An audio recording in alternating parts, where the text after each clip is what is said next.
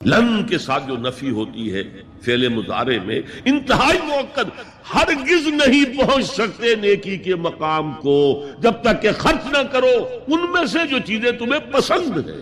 قمیض پھٹ گئی ہے، بوسیدہ دے دو کسی کو، یہ نہیں ہے خیرات و صدقات، بلکہ جو تمہیں محبوب ہو۔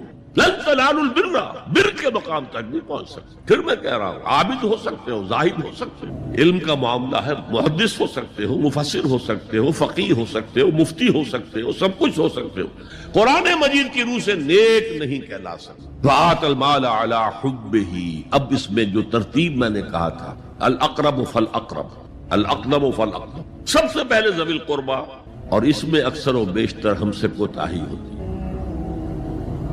دور دراز کے لوگوں کے ساتھ نیکی ہو رہی ہے، سگے بھائی کی بیوہ اور یتیم بچے جو ہیں وہ محروم ہیں، انہوں نے اس وقت یہ کر دیا تھا، یہ کر دیا تھا۔ ظاہر بات ہے کہ رشتہ داروں سے تو شکایتیں ہوتی ہیں، یہ تو ہمیشہ ہمارے مخالف رہے جی، ان کی ہم کیسے مدد کریں؟ اگر تو اللہ کے لیے دینا ہے تو پہلا حق ان کا، من احب للہ وابغض للہ واعطى للہ ومنع للہ، اللہ کے لیے دیا ہے اگر تو اپنے اس نفس کی جو انتقام کا جذبہ ہے اس کو کچلو، اور جس کا سب سے پہلا حق ہے اس کو پہنچاؤ۔ حق بحقدار رسید، ذوی القربى والیتامى، جو بے سہارا رہ گئے، باپ کا سایہ نہ رہا، والمساکین، مساکین کسے کہتے ہیں؟ مسکنت کہتے ہیں کم ہمتی۔ آپ کو معلوم ہے آج کل ایک مرض کہلاتا ہے نیورستھینیا، آدمی دیکھنے میں ہٹا کٹا ہے، صحت مند ہے، لیکن اندر سے اس کی کوئی ہمت ایسے جواب دے گئی ہے کچھ کر ہی نہیں سکتا، وہ ہے مسکین۔ اسی لیے جو فرمایا گیا یہودیوں کے لیے، ضربت علیہم الذلۃ والمسکنہ، ذلت کے معنی بھی کمزوری، اور مسکنت کم ہمتی، ہمت ختم ہو گئی۔ تو جو اپنے پاؤں پر نہیں کھڑا رہ سکتا اس وجہ سے کہ اس میں وہ ہمت کم ہو گئی ہے، وہ بھی مستحق ہے۔ وابن السبیل، اور مسافر۔ پرانے زمانے میں آپ کو معلوم ہے نہ سرائیں تھیں، نہ کچھ اور تھا، نہ ہوٹل تھے، پھر اگر کہیں راستے میں چوری ہو گئی، ڈاکہ پڑ گیا، تو آدمی جو ہے گھر میں خود ہے، کفیل ہے، اچھا ہے۔ اس وقت کی حالت ایسی ہو گئی۔ ہمارے ہاں بیگرز نے اسی کو ایک بہت بڑا بہانہ بنایا ہوا، جی میں آیا تھا وہاں سے اور یہاں سے اور میری جیب کٹ گئی، سب کچھ چلا گیا، اب مجھے واپس جانے کے لیے کرایہ چاہیے۔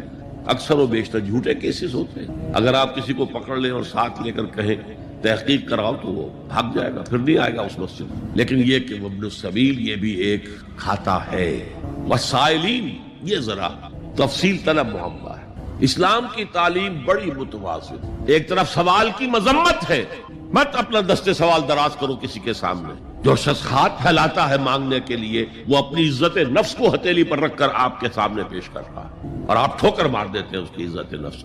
مانگو اللہ سے، اللہ کسی کے دل میں ڈالے تمہاری ضرورت پوری کر سکتا ہے، بغیر اس کے کہ تم کسی کے سامنے دستے سوال دراز کرو۔ تو سخت مذمت ہے، اور خاص طور پر بیگری جو ایک انسٹیٹیوشن بن گیا ہے، ایک پیشہ بن گیا ہے، وہ تو اسلام کی تعلیمات کے منافی ہے۔ اور جس طرح کی ہم خیرات بانٹتے ہیں، 5 روپے کا نوٹ دے رہے ہیں مانگنے والوں کو مسجدوں کے باہر، سمجھ رہے ہیں ہم نے حاتم طائی کی خبر کو لات مار دی، حالانکہ حقیقت میں آپ انسٹیٹیوشن آف بیگری کو سپورٹ کر رہے ہیں۔ کسی ایک کو لے لو، آؤ چلو مجھے اپنا گھر دکھاؤ، مجھے بتاؤ تم واقعی اس قابل ہو یا نہیں ہو، اور پھر اس کی مدد کریں، لمسم کریں۔ پھر وہ 5 روپے نہیں، ایسی دیں کہ وہ کچھ اپنے پاؤں پر کھڑا ہو سکے۔ میں نے 1 روپیہ نہیں کہا، آج دیکھیں 1 روپیہ تو اب کوئی شے نہیں رہی، لیکن یہ کہ 5 روپے کا نوٹ بھی آپ نے تقسیم کرنے شروع کر دیے، یہ کیا ہے؟ والسائلین وفی الرقاب، لیکن دوسری طرف سائل کو جھڑکنا نہیں، ولا اما سائل فلا تنہر، جھڑکو نہیں۔ اچھا بھائی نہیں، معاف کرو، میرے پاس اس وقت آپ کی مدد کے لیے کچھ نہیں ہے، میں کچھ نہیں کر سکتا۔ تو ان دونوں کے درمیان اصل میں معاملہ ہونا چاہیے، بلکہ یہاں تک بھی فرمایا سائل کو ضرور دو، چاہے وہ گھوڑے پر سوار ہو کر تمہارے دروازے پہ آیا، کیا پتا اس کی واقعی الجھن کیا ہے۔ تو سوال کی مذمت اور سائل کو جھڑکنے کی ممانعت، حتی الامکان خالی ہاتھ نہ لوٹاؤ، اس نے اپنی عزت نفس اپنی ہتھیلی پر رکھ کر تمہاری سامنے پیش کر دیا، اسے ٹھوکر نہ مارو۔ لیکن جیسا کہ میں نے عرض کیا، یہ انسٹیٹیوشن آف بیگری جو ہے یہ ایک علیحدہ شے ہے، بالکل اس کا اس سے کوئی تعلق نہ سمجھیے۔ وفی الرقاب، رقاب جمع ہے رقبہ، گردن۔ فک رقبۃ او اطعام فی یوم ذی مسغبۃ یتیما ذا مقربۃ او مسکینا ذا متربہ۔ فک رقبۃ، کسی کی گردن چھڑا دینا، اس وقت سب سے بڑی اپلیکیشن اس کی تھی غلاموں کو، کنیزوں کو اپنے پیسے سے خرید کر آزاد کر دینا. بہت بڑی نیکی، بہت بڑی نیکی. اور حضرت ابو بکر رضی اللہ تعالیٰ عنہ کے دفتر فضائل میں سب سے اونچا کام یہ ہے کہ جن غلاموں کو، جن کنیزوں کو ستایا جا رہا تھا، their owners, their masters، ان کے آقا کو حق حاصل تھا، جو چاہے کریں ان کے ساتھ، قتل کرنے کوئی پوچھنے والا نہیں ہے. میں پہلے بھی عرض کر چکا ہوں، میری ملکیت ہے، جیسے میری بکری میری ملکیت ہے، میں نے اس کو ذبح کیا، گوشت کھا لیا، تم کون ہوتے ہو پوچھنے والے؟ میرا غلام تھا، میں نے قتل کر دیا، تم کون ہو پوچھنے والے؟ ان کو حضرت ابو بکر نے خرید کر آزاد کیا اور منہ مانگے دام دے. حضرت بلال کے لیے امیہ ابن خلف نے اتنی بڑی رقم مانگی، حضرت ابو بکر نے کہا ٹھیک ہے لو. باپ نے کہا بھی ابو قحافہ نے، ابو بکر کو کوئی غلام خریدنا ہی تھا تو کوئی طاقتور آدمی جو کام آ سکے کہیں، اس کو خریدنا چاہیے. مجھے کیا پتا ابو بکر کس لیے خرید رہا اور کس کے لیے خرید رہا. آج کے دور میں اس کی اپلیکیشن ہوگی. کوئی شخص جو ہے اگر قرض میں اس طرح جکڑا جائے کہ لاکھ ہاتھ پاؤں مارے نکل نہیں سکتا، اس کو کوئی لمپ سم مدد دے کر اس قابل کیا جائے کہ وہ پھر اپنے پاؤں پر کھڑا ہو جائے. یہ نہیں کہ اسے آپ ہر مہینے کچھ رقم دیتے رہے مینٹیننس کے لیے، نہیں، اس سے تو وہ اسی پوزیشن میں رہے گا. یہ بعض مائنورٹی کمیونٹیز کے اندر یہ معاملہ موجود ہے. کوئی بھائی اگر گر گیا ہے کاروبار میں تو اس کی پھر ایسی مدد کی جائے. زکوٰۃ کیا ہے؟ مظاہر نیکی میں سب سے پہلا مظہر آیا تھا مال خرچ کر سکنا، خیرات، صدقات، لوگوں کی ضرورتیں پوری کرنا اپنے مال سے، ہمدردی میں اپنا مال خرچ کرنا. اس مال خرچ کرنے کے لیے ایک اور ستون کھڑا کر دیا گیا اور وہ زکوٰۃ. کم سے کم اتنا تو دینا ہی ہوگا. گویا کہ آپ کو معلوم ہے کہ کسی بوتل کا کورک اگر بند ہی رہے تو بند رہے گا، اس میں سے کچھ بھی نہیں نکلے گا، ایک قطرہ بھی نہیں ٹپکے گا. ایک دفعہ کھل جائے تو امید ہے کہ کچھ اور بھی نکل آئے گا. تو زکوٰۃ، بخیل سے بخیل انسان بھی اگر مسلمان ہے اور اگر اس کو اللہ تعالیٰ کے حکم کا لحاظ ہے، پاس ہے، زکوٰۃ تو دے گا. چاہے اس کے علاوہ چیریٹی نہ ہو، چاہے اس کے علاوہ جو ہے کوئی خیرات نہ ہو، لیکن یہ زکوٰۃ تو دے گا. لیکن یہ زکوٰۃ جو ہے در حقیقت یہ بنیاد بن جاتی ہے کہ پھر دل میں سے مال کی محبت اس زکوٰۃ کی وجہ سے کم ہو. زکوٰۃ کے معنی یہ ہے پاک کرنے والی شے، تزکیہ ہے. یہ در حقیقت نفس کو پاک کرنے والی شے، طہارت نفس، قلب کے اندر سے مال کی محبت کو ختم کرنے والی شے. تو یہ دو ستون ہیں ہمارے دین. حضور کی ایک حدیث میں حضرت معاذ بن جبل رضی اللہ تعالیٰ عنہ سے مروی ہے. تو حضور نے، ویسے بہت طویل روایت ہے، وہ میں اس وقت ظاہر روایت بیان نہیں کر سکتا. حضور نے پوچھا حضرت، اس لیے کہ اس وقت خاص حالات ایسے ہو گئے تھے کہ حضور کی طبیعت میں بڑی بشاشت تھی حضرت معاذ بن جبل کے لیے رضی اللہ تعالیٰ عنہ. ایک سوال تو انہوں نے حضور سے کیا تھا، حضور نے اس کا جواب دے دیا. پھر حضور نے مزید دریائے سخاوت جوش میں آیا. حضور نے فرمایا وَإِن شِئْتَ حَدَّثْتُكَ يَا مُعَاذ بِرَأْسِ هَذَا الْأَمْرِ وَقَوَامِهِ وَضَرْبَةُ السَّنَامِ مِنْهُ. اے معاذ اگر تم چاہو تو میں بتاؤں کہ ہمارے اس دین کی جڑ کیا ہے اور ہمارے اس دین کا تنا کیا ہے. قوام، یہ درخت جو ہے نا، آپ کو معلوم ہے درخت کی مثال سامنے رکھیں کہ درخت کی ایک جڑ ہے اور درخت کا ایک تنا ہے جس کے اوپر پھر آگے شاخیں ہوں گی، اس میں پتے آئیں گے، اسی میں پھل یا پھول لگیں گے. وہ قوام ہے، کھڑا رکھنے والی شے. یہ جو تنا ہے یہ کھڑا رکھا ہوا اس کو درخت. اور پھر یہ کہ اس کی چوٹی کیا ہے میں تمہیں بتاؤں.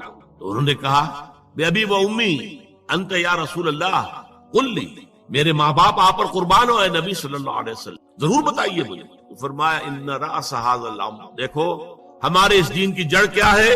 شہادت اللہ الہ الا اللہ وان محمد رسول، یہ ہے جڑ. اور ہمارے اس دین کے معاملے کا جو تنا ہے، قوام ہے، وہ کیا ہے؟ اقام الصلاۃ و ایتاء الزکاۃ، نماز کا قائم رکھنا اور زکوٰۃ کی ادائیگی. نماز سے تعلق اللہ کے ساتھ قائم، زکوٰۃ سے تعلق اپنے ابناء نو کے ساتھ، غربا، مساکین، جو معاش کی دوڑ میں پیچھے رہ گئے ہیں، آپ کے اپنے بھائی بند، آپ کے اعزاء، آپ کے اقربا. زکوٰۃ سے آپ کا ایک رابطہ ان سے تعلق قائم ہے. نماز سے الصلاۃ عماد الدین اور الصلاۃ معراج المومنین، اسے معراج المومنین بھی کہا گیا. نماز سے تعلق اللہ کے ساتھ، زکوٰۃ سے تعلق خلق خدا کے ساتھ، اللہ تعالیٰ کے بندوں کے ساتھ. اور یہاں زکوٰۃ کا جو لفظ آ گیا تو وہ کیجئے، پہلے جو فرمایا تھا وَآتَ الْمَالَ عَلَى حُبِّهِ ذَوِي الْقُرْبَى وَالْيَتَامَى وَالْمَسَاكِينَ وَابْنَ السَّبِيلِ وَالسَّائِلِينَ وَفِي الرِّقَابِ. اور یہاں فرمایا وَآتَ الزَّكَاةَ، اس کا مطلب یہ دو علیحدہ چیزیں. پہلے جو فرمایا ہے وہ نفل ہے، وہ ادا کرنا ہے زکوٰۃ کے علاوہ، اس لیے ایک حدیث میں بھی آتا ہے، حضور نے فرمایا صلی اللہ علیہ وسلم، ان فی المال لحقا سوى الزکاۃ۔ دیکھو مسلمانوں، یہ نہ سمجھ بیٹھنا کہ تم نے اپنے مال میں سے زکوٰۃ نکال دی تو بس اللہ کا حق پورا نکل گیا، نہیں، ان فی المال لحقا سوى الزکاۃ، تمہارے اموال میں اللہ کا حق ہے زکوٰۃ کے علاوہ بھی۔ اور پھر آپ نے وہ آیت پڑھی، وَآتَ الْمَالَ عَلَىٰ حُبِّهِ ذَوِي الْقُرْبَىٰ وَالْيَتَامَىٰ وَالْمَسَاكِينَ وَابْنَ السَّبِيلِ وَالسَّائِلِينَ وَفِي الرِّقَابِ وَأَقَامَ الصَّلَاةَ وَآتَى الزَّكَاةَ۔ اس نے جو ہے مال دیا، اس کی محبت کے علی رغم قرابت داروں کو، یتیموں کو، مسکینوں کو اور مسافروں کو، مانگنے والوں کو، اور گردنوں کے چھڑانے میں، اور قائم کی نماز اور ادا کی۔ تو زکوٰۃ ایک فرض شے ہے، اور وہ جو پہلے بیان ہوا ہے وہ نفل ہے، وہ اضافی ہے، وہ زکوٰۃ کے علاوہ ہے، وہ زکوٰۃ کا حصہ نہیں ہے، بلکہ در حقیقت اس جذبے کو سسٹین کرنے کے لیے زکوٰۃ کی حیثیت ایک ستون کی، جیسے ایمان کو تازہ رکھنے کے لیے نماز کی حیثیت ایک ستون کی ہے، صلاۃ و عماد الدین، اسی طریقے سے انفاق اللہ کی راہ میں مال خرچ کر سکنے کی صلاحیت جو ہے اس کو برقرار رکھنے کے لیے زکوٰۃ کی عبادت فرض۔ فرماتے ہیں قال رسول اللہ صلی اللہ علیہ وسلم کل سلامہ من الناس علیہ صدقۃ کل یوم تطلع فیہ الشمس۔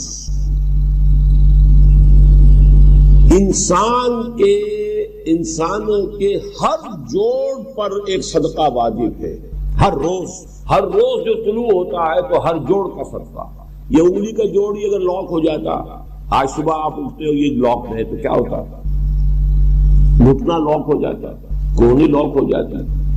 صبح کو انسان اٹھے کہ میں بھلا چنگا ہوں، کل یوم تطلع فیہ، ہر دن یہ سورج جو ہے طلوع ہوتا ہے، اس میں ہر جوڑ پر ایک صدقہ واجب۔ اس کو شیخ سعدی نے بہت خوبی سے کہا ہے، ہر سانس جب انسان کے اندر جاتا ہے موجب تقویت ہوتا ہے، آکسیجن گئی قوت ملی، اسی کو برن کریں گے انرجی ملے گی۔ سانس باہر نکلتا ہے، یہ صفائی کا ذریعہ بنتا ہے، کاربن ڈائی آکسائڈ اور بہت سی چیزیں نکل گئی۔ بس بر ہر نفس 2 شکر واجب ہے، ہر سانس پر 2 مرتبہ شکر کرنا چاہیے۔ ہر سانس اندر گیا موجب تقویت، باہر بنا موجب تنقیح، لہذا پس بر ہر نفس 2 شکر واجب۔ تقریباً اسی طرح کا یہ معاملہ ہے، لیکن اب یہ کیسے صدقے ہوں گے؟ اس صدقے ہی کی جیسے کہ پہلے آ چکا ہے اسی کی یہ تعریف میں ہے۔ تعدل بین اثنین صدقہ، 2 آدمیوں کے درمیان عدل کراؤ، فیصلہ کرا دو عدل کے ساتھ، یہ بھی صدقہ ہے۔ تعین الرجل فی دابتہ فتحملہ علیہا اور ترفع لہ علیہا متاعہ صدقۃ، اور تم مدد کرو کسی انسان کی اس کی سواری کے معاملے میں کہ اسے اس پر چڑھنے میں مدد دو، یا یہ کہ اس کی کوئی چیز، اس کا سامان نیچے سے اٹھا کے پکڑا دو، اونٹ پر سوار ہو گیا ہے اب سیدھے سے سامان پکڑا رہے ہیں، یہ بھی صدقہ ہے۔ والکلمۃ الطیبۃ صدقۃ، ہر پاک بات جو اپنی زبان سے نکالو گے وہ صدقہ۔ فلیقل خیرا او لیصمت، بات صحیح کرے، اچھی کہے یا خاموش رہے، ہر اچھی بات جو زبان سے نکلتی صدقہ ہے۔ وبکل خطوۃ تمشیھا الی الصلاۃ صدقۃ، اور ہر قدم جو وہ نماز کے لیے جاتا ہے تو اٹھاتا ہے یہ صدقہ ہے۔ وتمیت العذاب صدقہ، اور راستے میں سے کوئی اذیت شے کو، اذیت بخش چیز کو دور کرتا ہے، کہیں روڑا پڑا ہوا ہے، کہیں کچھ اور ہے، کوئی ٹھوکر کھا جائے گا، تو ہو سکتا ہے کہ کوئی اندھا گزرے، اس کے لیے کوئی مصیبت ہو جائے، اس کو اگر ہٹاتے ہوئے چلے گئے۔ زکوٰۃ حقیقت میں ہے کیا، اس کو سمجھ لیجیے۔ زکوٰۃ کے اعتبار سے بھی شریعت اسلامی کی روح سے مال جو ہے وہ 2 قسم کا ہے۔ جیسے زمین میں نے عرض کیا 2 قسم کی، خراجی، عشری، ایسے ہی مال باطنی، اموال باطنی، اموال ظاہری۔ کسی شخص نے گھر میں کچھ پیسہ رکھا ہوا پس انداز کر کے، یہ اموال باطنی ہے۔ کسی نے زیور رکھا ہوا ہے، چلیے سونے کی ڈلی رکھ لی ہے کسی نے، کسی برے وقت کے لیے، پتہ نہیں نوٹ جو ہے وہ تو دھیلے کے رہ جائیں، جیسے کویتی دینار ہو گیا تھا، کہیں ایسی آفت نہ آ جائے تو تھوڑا سا تھوڑا لے کر رکھ لو۔ یہ جو گھر میں چھپا ہوا مال ہے یہ اموال باطنی ہے، ان کی زکوٰۃ اسلامی ریاست نظام خلافت زبردستی نہیں لیتی، ورنہ تو گھر گھر جا کے جامع تلاشی کرنی پڑے گی، ٹرنک کھولنے ہوں گے، تکیے ادھیڑ کر دیکھنے ہوں گے کہیں کچھ رکھا ہوا تو نہیں ہے۔ اسلام کا نظام فطرت ہے۔ اموال باطنہ میں آپ کو آزادی ہے، زکوٰۃ دیں جسے چاہے دے دیں، آپ کا اور اپنے رب کا معاملہ ہے، وہاں حساب جا کے دے دیجیے گا۔ اموال ظاہری کی زکوٰۃ جبرن لی جائے گی، وہ کیا ہے؟ یہ مال ہے جو دکانوں میں ہے، اموال تجارت، یہ فیکٹریاں ہیں جن میں فنش پروڈکٹ بھی ہے، خام مال بھی ہے، یہ بھیڑ بکریوں کے گلے ہیں، ہزار ہزار بھیڑیں اور ہزار ہزار بکریاں، اونٹوں کی قطاریں، یہ ہے جو ظاہر مال ہے، سامنے ہے، کہاں چھپا کر لے جائیں گے؟ گودام بھی ہے تو وہ گھر تو نہیں ہے، گودام کی تلاشی ہو سکتی ہے، دکان کا حساب لگایا جا سکتا ہے، فیکٹری کے اندر اس کی زمین، اس کی مشین، اس کے ٹول ایگزمپٹ، اس پر زکوٰۃ نہیں ہے۔ لیکن جو بھی مال ہے اس میں وہ دو شکلوں میں ہوگا، یا خام مال ہے، کپڑا بنانے کا کارخانہ ہے تو دھاگا پڑا ہے اتنے کروڑ کا، تیار کپڑا ہے اتنے کروڑ کا، اس کا 2.5% دے دیجئے، مال ہے 5 لاکھ کا، دکان کے اندر 2.5% دے دیجئے، مال ظاہر ہے۔ اور اس میں اس سے کوئی غرض نہیں کہ سال بھر میں آپ نے کچھ کمایا کہ گوایا، جب تک آپ نصاب کی حد سے اوپر ہیں، چاہے آپ کا اس سال میں آدھا مال گیا، 10 لاکھ کی مالیت تھی، اب آپ 5 لاکھ کے ہیں، لیکن 5 لاکھ پر بھی آپ کو 2.5% دینا ہے، چاہے کمایا ہو چاہے گوایا ہو، اور یہ ٹوٹل پر ہے، کسی اکاؤنٹنٹ کی ضرورت نہیں، جو تاریخ معین ہے جا کر دیکھیے کیا مال پڑا ہوا ہے، 2.5% حساب کر کے دے دیجیے، اتنی رقم آئے گی۔ ابھی جو کہہ رہے تھے جنرل صاحب کہ یہ نعرہ بھٹو نے لگایا، یہ بالکل وہی بات ہے جو علامہ اقبال نے فرمائی ہے، مغربی تہذیب میں بھی ایک حصہ حق کا ہے، اگرچہ باطل نے اس کے اوپر پورا غلبہ حاصل کر لیا، لیکن حق کا حصہ اس میں بھی تھا۔ وہ کیا تھا؟ اوہام پر اپنی بات نہ قائم کرو، لا تقف ما لیس لک بہ علم ان السمع والبصر والفؤاد کل اولئک کان عنہ مسئولا۔ علم پر بات کرو، وہم پر نہیں، محض تصورات پر نہیں، محض توہمات پر نہیں، علم پر، موقف تمہارا علم پر قائم ہے۔ یہ بات تھی، انہوں نے لی، توہمات کو ختم کیا، کھول آنکھ، زمین دیکھ، فلک دیکھ، فضا دیکھ، مشرق سے ابھرتے ہوئے سورج کو ذرا دیکھ، لہذا سائنس بڑھی، ٹیکنالوجی بڑھی، آئی ان کے ہاں ترقی آئی۔ اسی طرح یہ سمجھ لیجئے روٹی، کپڑا اور مکان کوئی کافرانہ نعرہ نہیں تھا، یہ افراد کا بنیادی حق ہے، اور تاریخ انسانی میں پہلی مرتبہ عمر فاروق نے اس حق کا بیان کیا۔ اگر فرات کے کنارے ایک کتا بھی بھوکا مر گیا تو عمر قیامت کے دن ذمہ دار ہوگا۔ کون مارکس ہے، کیا پدی اور کیا پتی کا شوربہ، کون کوئی جدید تصورات دینے والے ہوں گے؟ یہ کل کی پیداوار ہے اور آج ختم ہو چکے، آج ان کے چہروں پر کالک بری جا رہی ہے، آج ان کے مجسمے گرائے جا رہے ہیں۔ عمر فاروق کا فرمان یہ محمد کے غلام اور ایک ادنا تربیت یافتہ سپاہی کا فرمان ہے، یہ تا قیامت قائم رہے گا۔ ہر شہری کی بنیادی ضروریات کی کفالت ہے جو نظام خلافت کے ذمے، اور اس میں تو جیسا کہ میں نے عرض کیا، اس میں تو حضرت عمر نے مسلمان نہیں کہا، صرف مسلمان نہیں، جانوروں تک بات پہنچا دی۔ اس کا مطلب یہ کہ غیر مسلموں کا بھی حق، اس لیے کہ حضرت عمر ہی نے ایک مرتبہ دیکھا تھا، کسی صوبائی دارالحکومت کے دورے پر گئے تھے، کوئی ایک بڈھا غیر مسلم غالباً مجوسی تھا، وہ کچھ خیرات مانگتا پھر رہا تھا، بہت بوڑھا ضعیف۔ وہاں کے عامل سے حضرت عمر نے پوچھا یہ کیا معاملہ ہے، یہ خیرات مانگنے پر کیوں مجبور ہو گیا؟ تو انہوں نے کہا غریب ہے اور اس کے پاس کوئی ذریعہ نہیں ہے۔ فرمایا یہ بڑا ظلم ہے کہ جب یہ جوان تھا، کماتا تھا، ہم اسے جزیہ لیتے تھے، اور آج اگر یہ بوڑھا ہو گیا ہے اور اس کا کوئی والی وارث نہیں ہے تو ہم نے اسے سڑکوں کے اوپر بھیک مانگنے کے لیے چھوڑ دیا، اس کا بھی وظیفہ مقرر ہو جائے گا۔ یہ ذمہ داری، یہ کفالت عامہ ہر شہری کے لیے۔ اور یہ جان لیجئے تجارت میں اور صنعت میں یہ سارا فساد جو اس وقت ہے وہ اس وجہ سے ہے کہ عام آدمی، عام کسان، عام مزدور مجبور ہے کہ سرمایہ دار اور جاگیردار کی طرز پر کام کرے، نہ کرے گا تو کیا کرے گا؟ ٹریڈ یونین بنا لیجئے، وہ بھی جے بھی ٹریڈ یونین بنا لیں گے، ان کے اپنے ایجنٹ ہوں گے، اب لڑیے، خون کس کا جائے گا؟ مزدور ایک دوسرے سے ٹکرائیں گے، کچھ حاصل۔ اسلام نے کیا نظام دیا ہے؟ آپ غریب کو ضمانت دے دیجئے، اگر تمہیں صحیح ویج نہیں مل رہی، تمہیں صحیح مبادلہ نہیں مل رہا اپنی محنت کا، مت کام کرو، تمہیں بھوکا نہیں مرنے دیا جائے گا، تمہاری بنیادی ضروریات کی کفالت ریاست کرے گی۔ اب ہوئی برابر کی چوٹ۔ اگر کارخانے دار کہہ سکتا ہے کہ اگر آپ کو یہ چیز منظور ہے کام کیجئے ورنہ جائیے، سب مزدور چلے جائیں گے، میں لاک اپ کر دوں گا، کارخانہ بند کر دوں گا، لیکن یہ کہ مزدور اس وقت یہ نہیں کہہ سکتا۔ وہ تو کہے گا جناب اسی تنخواہ پر کام کروں گا، اس لیے کہ ایک دن کام نہ کرے شاید بچ جائے، 2 دن کام نہ کرے بچ جائے، تیسرے دن فاقہ آئے گا، اس کے پاس کھانے کو نہیں ہے۔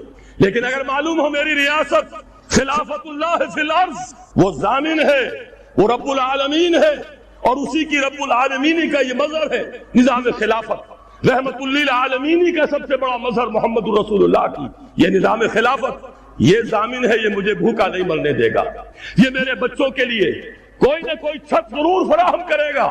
تو پھر اس کے پاس بھی بارگیننگ پاور ہے، وہ بھی قدم جما کر بات کرے گا کہ جناب یہ بھیج دیتے ہیں تو کام کروں گا ورنہ نہیں کروں گا۔ یہ ہے جو آسان ترین حل ہے۔ باقی یہ کہ جبر کیا تھا روس نے، اس کا حشر دیکھ لیا، اور سرمایہ دارانہ نظام اس وقت تو بڑا خوش ہے، اس کے ڈنکے بج رہے ہیں، اس کی فتح ہو گئی، سب سے بڑا دشمن سرنگوں ہے، وہ تو سجدہ کیے ہوئے ہے۔ لیکن یہ کہ واقعہ یہ ہے سرمایہ دارانہ نظام کے اندر جو کنٹرڈکشنز ہیں، جو تضادات ہیں، اب وہ ظاہر ہوں گے۔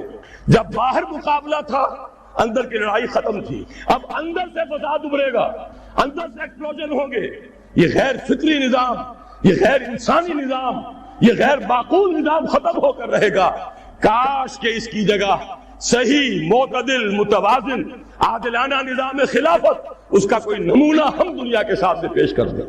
اس وقت پوری دنیا کی طرف ہماری ذمہ داری ہے، ساری نوع انسانی کے ہم مقروض ہیں کہ ہمارے پاس ہدایت ہے، لیکن ہم اس پر خزانے کا سانپ بن کر بیٹھے ہوئے ہیں، نہ خود عمل کرتے ہیں نہ دوسروں کے سامنے نمونہ پیش کرتے ہیں۔ ہم نے انسان کو محنت اور مشقت ہی میں پیدا کیا۔ محنت، مشقت، تکلیف یہ ہر انسان کا مقدر ہے، کرنی ہی ہے۔ فرق صرف یہ ہوتا ہے کہ کسی کی مشقت اور محنت جسمانی زیادہ ہے، اینٹیں ڈھو رہا ہے غریب، کشتی چلا رہا ہے، کسی کی محنت مشقت ذہنی زیادہ ہوتی ہے، بیٹھا ہوا تو ہے آرام کرسی پر، ریوالونگ چیئر ہے بڑی آرام دہ، لیکن اس کی جو ذہنی مشقت جو وہ کر رہا ہے، جو جسمانی مشقت کرتا ہے وہ رات کو پاؤں پھیلا کر سوتا ہے، چاہے روٹی بھی پوری نہ ملی ہو، لیکن اسے پتہ نہیں ہوتا رات کب گزر گئی۔ اور یہ دوسرے جو ہوتے ہیں انہیں رات کو بھی نیند نہیں آتی، مخملی گدیروں پر بھی نہیں آتی، انہیں ضرورت ہوتی ہے ہپنوٹکس کی بھی، سیڈیٹیوز کی بھی، ٹرینکولائزرز کی بھی، یہ ساری چیزیں وہاں چلتی ہیں، اس لیے کہ ان کی جو کوفت ہے وہ کسی اور قسم کی، لیکن بچا ہوا کوئی نہیں ہے۔ محنت، مشقت قرآن نے اتنی قسمیں کھا کر اللہ نے کہا ہے، ہم نے انسان کو، یہاں کسی انسان کی تخصیص نہیں ہے۔ محنت، مشقت، اور اس محنت مشقت کے ساتھ اس میں غالب نے ایک اور رنگ داخل کیا ہے، اس کے ساتھ غم بھی۔ مثلا حیوان اور انسان میں کیا فرق ہے؟ بیل ہے، کولو چلا رہا ہے، مشقت تو وہ بھی کر رہا ہے۔ بار برداری کا اونٹ ہے، بوجھ ڈھو رہا ہے ادھر سے ادھر تک، محنت تو وہ بھی کر رہا ہے۔ انسان محنت بھی کرتا ہے، مزید اس کو رنج اور غم جو سابقہ اس کو پیش آتا ہے۔ بیل کو پتہ بھی نہیں ہوگا میری کو اولاد بھی ہے، نسل بھی ہے، وہ کوئی بیمار ہے، کس حال میں ہے۔ گائے کو بھی اپنے بچے کی خبر ہوگی، وہ چھوٹا سا جب ہے دودھ پیتا ہے، اس کے بعد اسے کیا پتا وہ کہاں گیا کہاں نہیں ہے۔ انسان کو جو تکلیفیں جھیلنی پڑتی ہیں، جو غم جھیلنے وہ حیوان کے لیے نہیں ہے، یہ انسان کے لیے۔ اسی لیے کہا غالب نے کہ قید حیات و بند غم اصل میں دونوں ایک ہیں، موت سے پہلے آدمی غم سے نجات پائے کیوں؟